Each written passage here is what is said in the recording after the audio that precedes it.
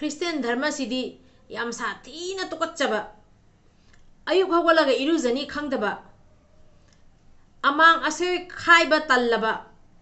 Adu already Christian Dharma the Changi Hai Maitaina Christian Dharma Changi Base Ayuk Hawalaga Iruzaba Talaba Among Ase Khaiba Talaba Adu already Christian Dharma the Changi Hai Ase Aina Hibanate Chino Mayam Kuki Nupi Jessica Habani Mayam Taminasi Noi Mitaina Christian Changi se Ayuk Haugat Laga Iru Mai Tabatan Bayina Draw A shang among Haido Paitan Bayina Draw Anamana Noina Christian Olise Pani Mum channel Sibu Yang Biriba Mayam Puno Pui Kai Kum Nazari Ngasi Muka video Mapura Lai Chino Mayam Ado Ngasiki video se Karigumba Asoiran Yoba Taraga So Mayam Nangakpi Waina Pari Mum channel Magidi request of Jerry Ngasiki video se Christian Dharma Bu Ninda Tauzaba Amasung Christian Dharma Bu Karim Nabagi video Semjarak Panachade Adudi video se Haurasi Christian Dharma da Lady Metay Singna Christian Changi Base Iruzaba Talaba Amasung Among a sing Kaiba Talaga the Christian Changi and Higher Matangse Asi Yaning the Pondok Sabo in a video Sima Semzavani Adudi Makatana Yang Minerasi Isor a sing Banina Ning Benateba Noina as sing among Kaido Pay Adu the Tan by Ning Noina Torido Aduna Perbu Yishu say a sing among Kaidaba Yisuro A sing among Kaibatan Badegi Christian Changini Perbu Yishu Tazana Sangmanate Hai Besibu Christian Nupinanga Prabhu Yishu Sibu social media da malem da nang na yondho iba nang na kariyam nari base nang Christian nupi amo ibagi nang matik chade aduga akhoi meitai di asenga man khai ba se ayuk tum holaga iru jadana sakhum sangba nate meitai di asenga man khai bana ne khwai degi ahamba thodang ne khali kuki nupi noina mang na thagi khongkap lakpada sak thonga noi nawana puriba pizaba noi gi nipasing pizaba do adunate aduga noi kuki nupi singna matai han uraga ko khumbadi laina matai handugi mathakta khongpak na nelaga malis tobodo adugu madanate Prabhu Yishu gi maram khangdragadi yamna nganganu asenga man khaiba tallaga Prabhu Yishu ning bane base nang Christian nupi begi matik chade Hoji no namai mathu to be tribal yam oninga iroba tribal walaga kadi kana ba phanga ge amo ha lamza sarasa pithu minaisa ha Jessica Besa ai do khangedana ai won do wa jang ngal kanu aina ngangak panumita nang mawong saroi nasagi Prabhu Yishu do social media da yondhokpa ngamba karim na bangamba nasagi Christian dubu aduk tamthina nangna aduk thina karim bangamba nangna maitai daga lamja saraka hairadana ha besai do nang khangedana wajang mangalakano kanu ba khangra adu khangdare ne atu karanga kanu ba adu ga noi gi Christian atai to mana de khoi Christian gi wa na thau lai te khangra akhoi na ningi ba iswar akhoi na ningi ba lai gi akhoi na chatli ba dharma je nang na thau kem lai te har kan nawa lo de o akhoi di Christian gi maram na ngang ba gi thau lai te ngang su ngang jade adubu Christian dharma se nang na social media da aduki matik kareem nare Christian dharma kareemi se nang nani noigi Prabhu Yishu da kareemi se Jessica nang nani social media da mayam gi mamang da asenga mang khai da dharma se Christian ni na tai se nang nani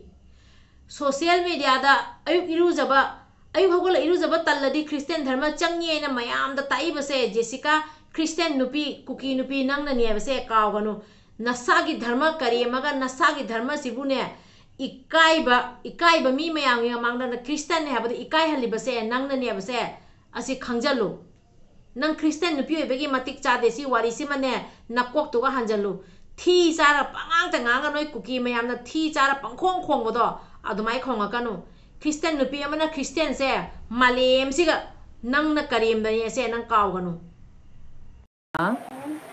Christian Changi se Ayuk Haugat Laga Iru Mai Tabatan Bayina Draw A shang among Haido Paitan Bayina Draw Anamana Noina Christian Olise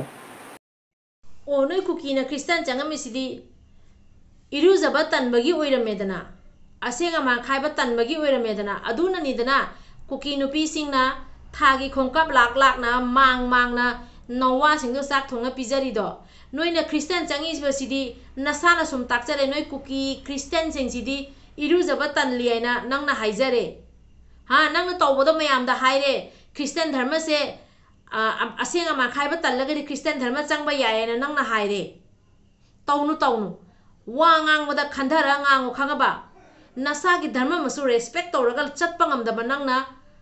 मी अतोपदा क मी की धर्म the करी respect तौदोरी बनो मी ओइ बम the करी Vanga ngang बनो नसा की प्रभु नसा की लाइन एना निंगिबा खुरमीबा प्रभु यीशु दुबु नंगना सोशल मीडिया द योंधो ए सोशल मीडिया द नंगना करेम ना रे नंगु मनपिस दी तुकत चाहिए नसा की लाई भावना नसा की धर्म भावना नंगना रेस्पेक्ट थंगमदबा नंग ओंजल वा ngang मसिदी ने अखोदी तुकत चारे सेंग नमक हाइबदा अइना हाइजगदबदी मैते क्रिस्टियन इचिनाव मयाम पुनमक्ता अमसुंग लेरिबा क्रिस्टियन इचिनाव मयाम पुनमक्ता हाइजगदबदी क्रिस्टियन नुपी अमा ओइरगा क्रिस्टियन धर्मबु मालेम पुंबदा असुक तम थेना असुक इकाई असुक यामना हंथाना क्रिस्टियन धर्म से मरमदा सल्लिबसे क्रिस्टियन मैते क्रिस्टियन इचिनाव मयाम अमसुंग क्रिस्टियन धर्मदा लेबि इचिनाव मयामना असी कुकी नुपी जेसिका से क्रिस्टियन नुपी अमा ओइबगी मतिक चाबरा अदुगा क्रिस्टियन मयामना मागी मथक्ता करी एक्शन लौगनी हैबसे क्रिस्टियन इचिनाव मयांगे फमदा थमजरे एखोइदी इसामक्ति क्रिस्टियन नचदे अदो क्रिस्टियन धर्मगी मरमदसु का हेना खंगबा नचदे अदु ओइरगसु आई इसामक मैतै लाइनिंग लाइसोंदा लेजै अदु ओइरगसु धर्म खुदिमक एखोइदी इकाय खुमदबा उच्चै क्रिस्टियन ओइगेरा हिंदू धर्म ओइगेरा पांगन ओइगेरा सिख ओइगेरा ओइनिंग ओइजसनु अदु ओइरगसु अखोइ मैतै लाइनिंग लाइसोंदा लेरगसु धर्म खुदिमकपु थाक वांगना थमी अदु ओइरगसु इसागी धर्मना ख्वाइदगी हेना थाक वांगना थमी हैबसे जेसिका कुकी नुपी नंग खंगजलवाबा अदुना इबदो पाखंगमना याइ फरे नंगोंदा हाइगदबदी नसागी धर्म भो रेस्पेक्ट तोंगमदबा कुकी नुपी नंगसे कुकी मयाम अखोइगी नोइगी कुकी मयामना तारगा नंगबु सपोर्ट तौरकदरा नोइ कुकीगी लमचत मयाम नंगना ताकलैबदो अदु नोइ कुकी मयामना खंगजगरे नोइना क्रिस्टियन धर्म चंगमिसे इरुजा तनबै चंगिरा करीगी चंगिबा असेंगमा खाइबा तनबै चंगे दुदी खंगजदरे अदुबु एखोइ मैतै इचिनाव मैतै क्रिस्टियन इचिनाव मयाम अमसों क्रिस्टियन इचिनाव मयाम दैना हंगजगदबदी माना हाइरिबसे अचुंबरा अदुगा क्रिस्टियन धर्म हैबसिदी असेंगमा खाइद्रगसु याबरा लाई हैबसिबु असेंगबा खाइना असेंग अमांग खाइना चटपा मफमदा लाई लैयेना मयामना हाइनरिबनेबा अदुना लूना नाना लैरगा असेंग अमांग खाइना लैरगा लाई चंगैना हाइनरिबनेबा अदुगा क्रिस्टियन धर्म सिदी असेंग अमांग खाइदबा लाई अमनी हाइना माना ताइबसे क्रिस्टियन इचिनाव मयामना असिगी मतांगदा